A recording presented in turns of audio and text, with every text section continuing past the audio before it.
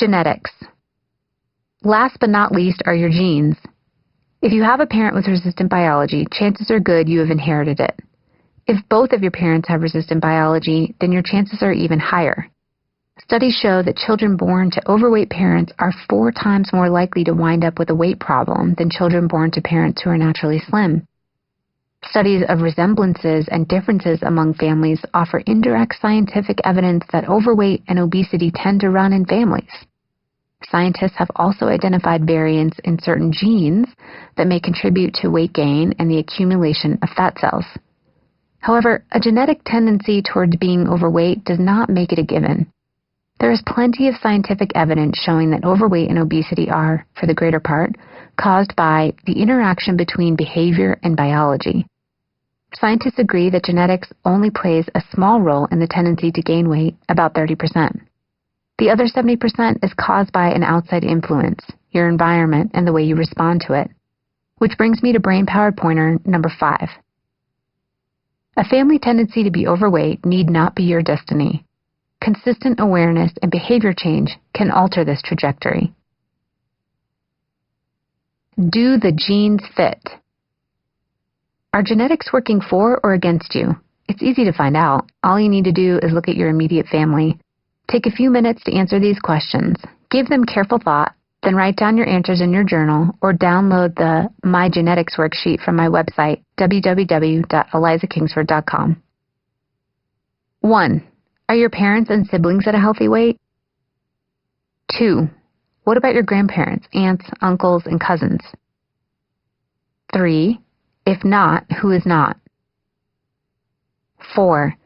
Have they gained, lost, and regained weight over time? 5. What struggles have you observed them having with their weight? 6. What similar patterns do you share? Reflecting on the biological cards you've been dealt should serve as a permanent reminder that yes, you are different than your friends who don't struggle with their weight. You must be forever vigilant about your behaviors.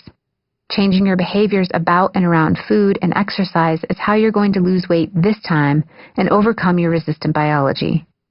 Your behavior can even help change some of the biological actions that help make losing weight so difficult. For example, the kinds of food you eat can better control surges in insulin that promote fat storage. Avoiding processed foods, too much saturated fat, and foods high in added sugar can better control the hormones that control appetite. Getting more movement in your daily life and fueling your body with enough calories to keep you full of energy each day will help your metabolism run efficiently and effectively. You'll be working on techniques and tactics to counter all of the biological factors contributing to resistant biology throughout the rest of this book. Changing behaviors is all about consistency. Consistency in the way you eat, in the way you move, and most importantly, as you are about to learn, in the way you think. In step 3, we'll get on to the business of finding what these behaviors are and how they are affecting your eating habits. Meta-mentoring with Eliza. The last 10 pounds are the toughest to lose. I consider Allison, age 55, a star client. She came to me a little more than a year ago at 190 pounds, a lot considering her petite 5'3" frame. She had crossed the BMI threshold from overweight to obese, and it raised the red flag. She was not just concerned about her appearance. She knew she was jeopardizing her health. She had been on countless diets since her college days, and each time she regained, she got a little heavier, a classic example of resistant biology.